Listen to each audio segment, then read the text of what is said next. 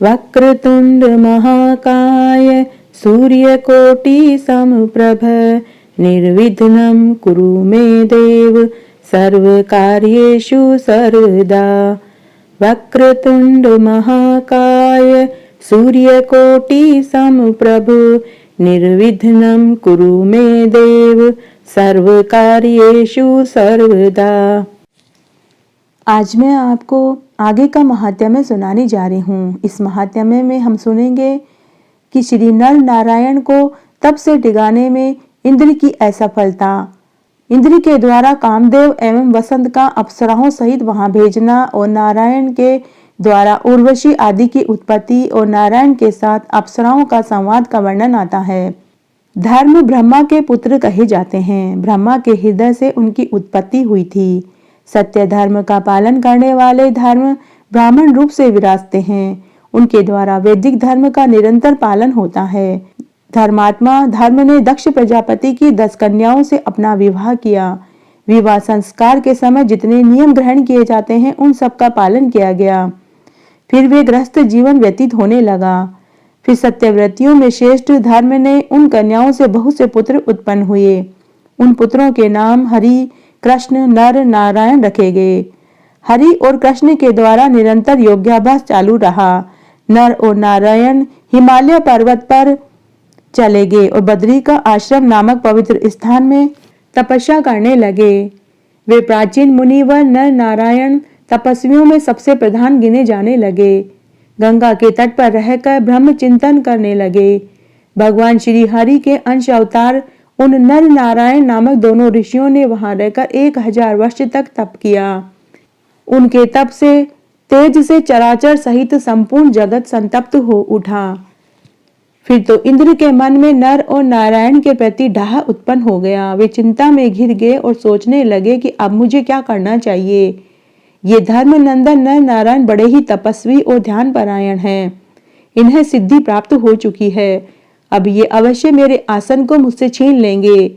मुझे इनकी तपस्या को रोकना चाहिए।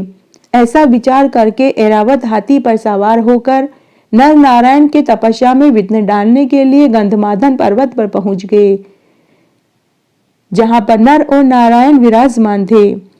जब इंद्र की दृष्टि उनके ऊपर पड़ी तो तप के प्रभाव से नर नारायण का शरीर चमक रहा था, मानो कि जैसे सूर्य उदय हो गया हो। इंद्र ने मन ही मन सोचा कि अरे ये क्या स्वयं विष्णु प्रकट हो गए हैं, अर्थात 2 सूर्य का उदय हो गया है। पता नहीं धर्म के ये दोनों श्रेष्ठ कुमार तपस्या के प्रभाव से क्या कर डालेंगे। ऐसा मन में विचार करने के बाद इंद्र ने नर और नारायण की तरफ दृष्टि डाली और कहा कि हे धर्मनंदन, तुम अवश्य ही महान भाग्यशाली हो। बताओ तुम्हें कौन सा अभिष्ट कार्य है। हे ऋषियों, मैं तुम्हें उत्तम और श्रेष्ठ वर देने के लिए यहाँ आया हूँ। तुम्हारी तपस्या के प्रभाव से मैं बड़ा ही संतुष्ट हुआ हूँ। बताओ मैं तुम्हें क्या वर दूं। इस प्रकार देवराज इंद्र के नर नारायण के सामने बार बार पूछने पर भी नर और नारायण ने कोई उत्तर नहीं दिया। उनके चित्त में किसी भी प्रकार की कोई हलचल नहीं हुई। तब इंद्र ने भय उत्पन्न करने वाली मोहिनी माया फैलाई। बहुत से भेड़िए, सिंह, बाघ उत्पन्न हो गए। उनसे नर नारायण को भयभीत करने की चेष्टा की गई। आंधी, वर्षा, आग आदि दृश्य उपस्थित किए गए। अत्यंत मोह में डालने वाली माया की रचना की गई और नर नारायण को डराने की चेष्टा की गई, किंतु उनके ऊपर कोई भय नहीं हुआ। कोई भी उनके ऊपर प्रभाव नहीं पड़ा। इंद्र के इतने प्रयास करने के बावजूद भी नर नारायण को कोई डर नहीं लगा। इंद्र के वर देने की बात भी नर नारायण को लुब्ध न कर सकी। आंधी डरा नहीं सकी, सिंह और बाघ भी डरा नहीं सके। उस समय नर और नारायण के ध्यान को कोई भी भंग करने में समर्थ नहीं हुआ। इंद्र दुखी और परेशान होकर वापस घर लौट आए और घर लौट कर आकर उन्हें बहुत चिंता फिकर होने लगी। इंद्र घर आने के बाद सोचने लगे कि मैंने उन्हें वर देने का प्रस्ताव रखा, नर नारायण को मेरा प्रस्ताव स्वीकार नहीं हुआ। मैंने आंधी अग्नि से जलाने की कोशिश करी। मैंने सिंह, बाघ, भेड़िए भी उन्हें डराने के लिए उत्पन्न करे, लेकिन नर नारायण को कोई विचलित नहीं कर सका। आदि शक्ति भगवती जगदीश्वरी महाविद्या नाम से विख्यात है। उन परा प्रकृति देवी का रूप बड़ा ही विलक्षण है। नर और नारायण उन्हीं का चिंतन कर रहे थे। भला भगवती का ध्यान करने वाले का चाहे कोई कितनी ही माया क्यों न फैलाए, प्रतिकार करने में कोई समर्थ नहीं हो सकता, क्योंकि देवताओं और दानवों के पास जितनी भी माया है उन सबकी उत्पत्ति तो देवी से ही हुई है। फिर वे देव और दानव संबंधी मायाएं देवी के उपासक को कैसे अटका सकती है। देवी का ध्यान करने वाले के पाप का अत्यंत अभाव हो जाता है। भगवती के प्रधान मंत्र वाग बीज, काम बीज, माया बीज हैं। जिसके चित्त में भगवती उपयुक्त मंत्रों को स्थान प्राप्त हो चुका है। अतः नर नारायण का प्रतिकार करने के लिए उन्होंने पुनः कामदेव और वसंत ऋतु को बुलाया और कहा कि हे कामदेव, तुम वसंत ऋतु और रति को साथ लेकर अभी जाओ। अप्सराओं को साथ लेकर तुरंत गंधमादन पर्वत पर जाओ। वहां बद्री का आश्रम नामक निर्जन स्थान में नर नारायण ऋषि तपस्या कर रहे हैं। उनके चित्त को कामातुर कर देना। इस समय मेरा कार्य तुम ही कर सकते हो। उन्हें मोहित और उच्चाटित करके शीघ्र अपने बाणों से व्यथित कर दो। तुम धर्म के पुत्र उन दोनों मुनियों को निश्चय ही वश में कर लोगे। इस संपूर्ण संसार में कौन ऐसा देवता, दानव और मानव है जो तुम्हारे बाण के वशीभूत नहीं हुआ। जब ब्रह्मा, शंकर, मैं, चंद्रमा, अग्नि देवता तक तुम्हारे बाणों के प्रभाव से विवेक शक्ति खो चुके थे, तब इन मुनियों की क्या गणना है।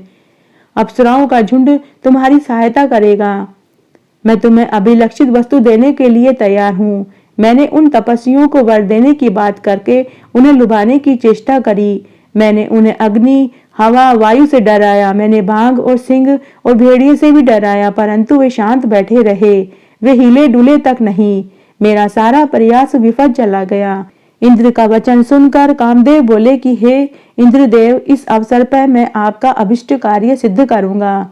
हे इंद्रदेव, यदि वे किसी देवता की उपासना कर रहे होंगे तब तो मैं उन्हें वश में कर लूंगा, परंतु अगर वे किसी देवी की आराधना कर रहे होंगे तो मैं उन्हें वशीभूत करने में असमर्थ हूँ। तब इंद्र ने कहा कि हे महाभाग, तुम्हें जितनी भी सामग्री चाहिए तुम अभी साथ ले जाओ। तुम्हें जितनी अप्सराएं चाहिए वे भी अपने साथ लेकर जाओ, परंतु तुम्हें मेरा कार्य सिद्ध करके ही आना होगा। इंद्र के आज्ञा देने पर कामदेव प्रभृति सभी पूरी तैयारी के साथ वहां उपस्थित हो गए, जहां धर्म के वे दोनों पुत्र नर नारायण तपस्या कर रहे थे। सर्वप्रथम उस श्रेष्ठ पर्वत पर वसंत ऋतु पहुंचा। सभी वृक्ष पुष्पों से लद गए। भवरों की कतारें मंडराने लगी। आम, बकुल, तिलक, पलाश, ताड़, तमाल, महुआ ये सब तरह तरह के फूलों से सुशोभित हो गए। पेड़ों की डालियों पर कोयल की मनोहर कूक की आवाज सुनाई देने लगी। फूलों से लदी हुई श्रेष्ठ लताएं ऊंचे पर्वतों पर चढ़ने लगी। पुष्पों की उत्तम गंध पूरे वातावरण में फैल गई। बहुत ही आनंद का अनुभव हो रहा था। मुनियों की भी इंद्रियां काबू से बाहर होने लगी। तत्पश्चात रति के सहित कामदेव ने अपने पांचों बाणों को लेकर बहुत शीघ्र बद्री का आश्रम में डेरा डाल दिया। रंभा और तिलोत्तमा अप्सराएं भी आश्रम पर पहुंच गई। संगीत की कला में वे सभी प्रवीण थी। स्वर और ताल के साथ गान आरंभ कर दिया। मधुर गीत, कोयलों की कलरव, भौरों की गुंजार को सुनकर मुनिवर नर नारायण की समाधि टूट गई। वे सोचने लगे कि असमय ही बसंत ऋतु का कैसे आगमन हो गया। वन पुष्प राशि से सुशोभित कैसे हो गया। वे मन ही मन सोचने लगे कि क्या आज हमारी तपस्या की अवधि पूरी हो गई है, शिशिर ऋतु समाप्त हो गई है।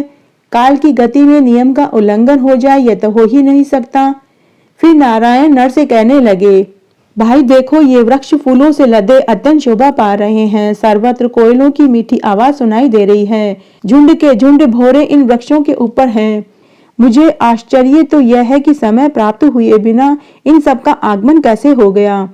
हे देव ऋषि, यह निश्चय ही हमारी तपस्या में विघ्न डालने की माया रची जा रही है। आप इस विषय में विचार करें। दिव्य अप्सराओं का संगीत जिससे सुनते ही ध्यान टूट जाए, कहीं हम लोगों की तपस्या भंग करने के लिए इंद्र की यह करतूत तो नहीं। अन्यथा ऋतुराज वसंत अकाल में कैसे प्रीति प्रकट कर सकता है। डरे हुए इंद्र ने यह विघ्न उपस्थित किया है। सुगंध शीतल मन को मुग्ध करने वाला पवन शरीर का स्पर्श कर रहा है। इंद्र के षड्यंत्र से मुझे दूसरा और कोई कारण नजर नहीं आता। भगवान नारायण व्यापक पुरुष हैं, वे यूं कह रहे थे। इतने में ही सारी मंडली उन्हें दिखाई देने लगी। उस समय सबसे पहले उन्हें कामदेव दिखाई दिया। नर और नारायण दोनों ने आश्चर्य से सबको देखा। कामदेव, मेनका, रंभा, तिलोत्तमा, पुष्पगंधा, सुकेशी, महाश्वेता, मनोरमा, ब्रह्म द्वारा, घृताची, गीतज्ञा, चारों हासिनी, चंद्रप्रभा, शोभा, बिंदुमाला, अंबुजाक्षी, कांचन मालिनी, इनके अतिरिक्त अन्य भी बहुत सी अप्सराएं नर नारायण को दिखाई देने लगे। उन सबकी संख्या 16,050 थी। कामदेव की यह विशाल सेना देखकर नर नारायण बड़े ही आश्चर्य में पड़ गए। वे सभी अप्सराएं उन्हें प्रणाम करके उनके सामने आकर खड़ी हो गई। वे अप्सराएं दिव्य आभूषणों से अलंकृत थी, दिव्य हार पहने हुए थी। उन सभी के मुख से कपटपूर्ण गीत निकल रहे थे, जिनका सुलभ होना धरातल पर असंभव था। नारायण ने प्रसन्नता पूर्वक उन अप्सराओं से कहा कि हे सुमध्यमाओं, तुम लोग बड़े आनंद से यहीं ठहरो। मैं तुम्हारे लिए अद्भुत प्रकार से आतिथ्य सत्कार करता हूँ। तुम सभी अतिथि के रूप में स्वर्ग से यहाँ आई हो। उस समय मुनि व नारायण ने मन में अभिमान पूर्वक सोचा कि इंद्र ने हमारी तपस्या में विघ्न डालने के लिए इन्हें यहाँ भेजा है, परंतु इन बिचारी अप्सराओं का क्या दोष। मैं अभी इन सबको आश्चर्य में डालने वाली नई अप्सराओं की सृष्टि कर देता हूँ। इन अप्सराओं की अपेक्षा उन सब के रूप बड़े ही विलक्षण होंगे। इस समय तपस्या का बल दिखलाना परम आवश्यक है। इस प्रकार मन में सोचकर नारायण ने अपना हाथ जंघा पर पटका। तुरंत एक सर्वांग सुंदरी स्त्री को उत्पन्न कर दिया। नारायण के उरु भाग से निकली हुई वह नारी उर्वशी बड़ी ही सुंदर थी। वहां उपस्थित अप्सराओं ने उसे देखा तो उनके आश्चर्य की सीमा नहीं रही। उस समय मुनि व नारायण का मन बिल्कुल निश्चिंत था। जितनी अप्सराएं वहां थी उतनी ही अप्सराएं सेवा करने के लिए उन्होंने उत्पन्न कर दी, और वे सभी अप्सराएं हाथों में तरह तरह के भेंट सामग्री लिए हंसती हुई गाती हुई वहां उपस्थित हो गई। उन्होंने मुनि व नर और नारायण के चरणों में मस्तक झुका दिया और हाथ जोड़कर खड़ी हो गई। तब स्वर्ग से आई हुई अप्सराएं नर नारायण से बोली कि अहो, हम मूर्ख स्त्रियां आपके तप की महिमा और धीरता देख कर ही आश्चर्य में डूब गई हैं। हे महामुनि, हमें आपके स्वरूप के विषय में विदित हो गया है। आप परम पुरुष भगवान श्री हरि के अंश अवतार हैं। हमें तो भगवान इंद्र ने आपकी सेवा के लिए यहाँ भेजा है। हमें आपका दुर्लभ दर्शन सुलभ हो गया है। हमने कौन सा पुण्य कार्य किया होगा, उसे जानने में हम खुद असमर्थ हैं, किंतु यह मानना तो अनिवार्य है कि कोई संचित प्रारब्ध अवश्य था। हम आपके अपराधिनी हैं, फिर भी हमें अपना जन समझकर आपने मन में शांति रखी, हमें ताप मुक्त रखा, हमें आपने कोई शाप नहीं दिया। इस प्रकार वे अप्सराएं नम्रता पूर्वक प्रणाम करती हुई अपनी बात कह रही थी। उनके वचन सुनकर मुनि व नर और नारायण उत्तर देने में उद्यत हो गए। उस समय उन मुनिश्रेष्ठ के मुख से प्रसन्नता छाई हुई थी। काम और लोभ पर वे विजय प्राप्त कर चुके थे। भगवान नारायण ने कहा कि कहो, हम प्रसन्नता पूर्वक तुम्हें अभिष्ट वर देने को तैयार हैं। तुम सब लोग सुंदर नेत्रों वाली इस उर्वशी को अपने साथ स्वर्ग में ले जाओ और ले जाकर हमारी तरफ से इंद्र को दे दो। तब वे अप्सराएं बोली, हे महाभाग, आप देवादिदेव भगवान नारायण हैं। परम भक्ति के साथ प्रसन्नता पूर्वक हम सब आपके चरण कमल पर निछावर हो चुकी हैं। अब हम कहाँ जाएं? हे मधुसूदन, आपकी आंखें कमलपत्र के समान विशाल है। हे प्रभु, यदि आप प्रसन्न हैं और अभिलषित वर देना चाहते हैं तो हम अपना मनोरथ आपके सामने रखती हैं। हे देवेश, आप हमारे पति बनने की कृपा करें। बस हमारा यही वर है, जिससे हे देवेश्वर हम प्रसन्नता पूर्वक आपकी सेवा करेंगे। हे देवेश्वर, आपने जो ये सुंदर नेत्र वाली उर्वशी पैदा करी है, इसे आप स्वर्ग में भेज देवें, लेकिन हम 16,050 अप्सराएं यहीं आपकी सेवा करने के लिए रहेंगी। हे देवेश, आप हमारी अभिलाषा पूर्ण करके अपने सत्यव्रत का पालन कीजिए। हम भाग्यवश आपके प्रेम में पढ़कर स्वर्ग से यहाँ आई हैं। तब नारायण ने कहा कि पूरे 1000 वर्ष तक हमने यहाँ तपस्या करी है। हे सुंदरियों, हमारी इंद्रियां हमारे वश में हैं, फिर हम उस तप को कैसे नष्ट कर सकती हैं? काम संबंधी सुख के लिए तो हमारी किंचित मात्र भी इच्छा नहीं है, क्योंकि सात्विक सुख का सत्यानाश हो जाता है। पाशविक धर्म की तुलना करने वाले मिथुन धर्म में बुद्धिमान पुरुष कैसे अपने मन को रमा सकते हैं? तब अप्सराएं बोली कि शब्द और 5 गुणों के बीच में स्पर्श आता है, इसी से स्पर्श जनित सुख सर्वोत्तम माना जाता है। अतः हे देव, हमें सब तरह से स्पर्श सुख देने के लिए आप वचनबद्ध होने की कृपा करें। फिर निर्भरता पूर्वक सुख भोग कर गंधमादन पर्वत पर विचरण करें। उस समय मुनिवर नारायण के मन में ऐसा निश्चय होने के पश्चात फिर विचार उत्पन्न हुआ कि अरे, सुखी बनने के लिए जो साधन है उसमें क्रोध भी एक महान शत्रु है। पहला नंबर अहंकार का है और दूसरा नंबर क्रोध का है। इस प्रकार नारायण के मन में चिंता की काली घटा घिर गई। वे अत्यंत घबरा उठे। तब धर्म के पुत्र नर ने अपने भाई नारायण से कहा, हे नारायण, आप महान भाग्यशाली पुरुष हैं। क्रोध दूर कीजिए, अपने मन में शांति स्थापित कीजिए। अहंकार को हटा देना परम आवश्यक है। आपको स्मरण होगा, पूर्व समय में अहंकार के दोष से ही हम दोनों व्यक्ति अपनी तपस्या खो बैठे हैं। उस समय अहंकार और क्रोध दोनों भाव जागृत हो गए थे। उन्हीं के प्रभाववश दैत्यराज प्रहलाद से हमारा महान युद्ध छिड़ गया था। देवताओं के वर्ष से 1000 वर्ष तक हम लड़ते रहे। हे सुरोत्तम, उस अवसर पर हमें असीम क्लेश भोगना पड़ा था। अतः हे मुनिवर, आप क्रोध का परित्याग करके शांत होने की कृपा कीजिए, क्योंकि मन में शांत भाव बनाए रखना तप का मूल कारण है। महात्मा नर का यह वचन सुनकर धर्मनंदन नारायण शांत हो गए। इस तरह आज मैंने आपको पौष मास के महात्म्य में यह एक प्राचीन कथा सुनाई। आशा करती हूँ यह आपको जरूर पसंद आएगी। मेरे साथ बने रहने के लिए आपका धन्यवाद। आगे की कथा कहानी के लिए भी आप इसी तरह मेरे साथ बने रहें। धन्यवाद।